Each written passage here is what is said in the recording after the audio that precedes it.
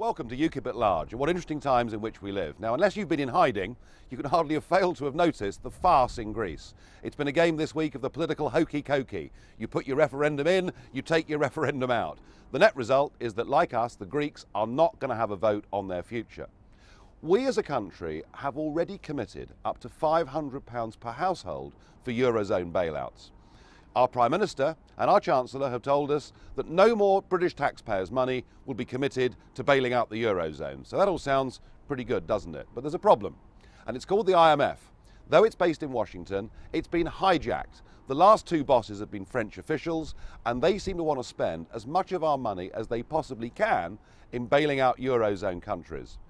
The New Deal that is being discussed could mean that our commitments to the Eurozone countries could go up by 3 times the amount we've already committed. And the message you've got to impart to your MPs is we're skint. We haven't got the money anyway. We're having to borrow money on the international markets to give it to the IMF to bail out Eurozone countries that should never have joined the Euro in the first place. The message is simple: not a penny more. There's long been a perception that in the Eurosceptic anti-EU movement that somehow it's very angry old men and it's disgusted at Tunbridge Wells and that UKIP is purely a negative protest party. Well, I've got a couple of fairly fresh recruits with me today who I think will dispel some of those images. Janice, you joined us from the Conservative Party very recently. Indeed, I think you stood for the Conservative Party in the general election last year. I did. I stood in a key module in Batley and Spen in West Yorkshire.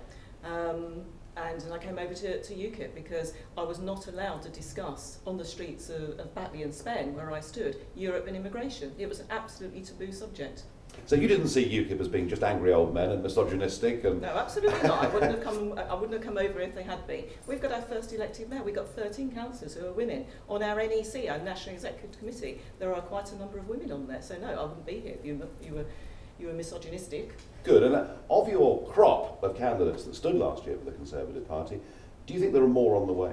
Oh, there certainly are, not just women, but there are men as well. There's a lot of people that have been pushed aside by David Cameron because of our views on Europe and immigration, on how we should be cutting the budget, etc. And those views are not being listened to by David Cameron. So I think, yes, there'll be more coming over. He's losing his own party, isn't he? He absolutely is. I mean, he was sold to us as the most Eurosceptic Prime Minister and leader we've ever had, so we voted for him as leader, and as soon as he became leader his narrative died, and he's not only let down the candidates and the people, the foot soldiers within the Conservative Party, he's also let down the electorate. Thank you. And Sanya, you're 18 years old and you're a rising star in the party. I think at the conference you were the most popular speaker, so I'm going to have to watch my step, aren't I, as time goes on. But one of the other things that's often been said, and certainly in the early days of UKIP's existence, the BBC encouraged this, and we saw this through The Independent and The Guardian, was somehow this idea that if you believed in the United Kingdom, and if you believed that we shouldn't be governed from Europe, that somehow there was a sort of this was a whites only, you know, racially. But honestly, that was what was put to us. Yeah. So, I mean, how have you found UKIP?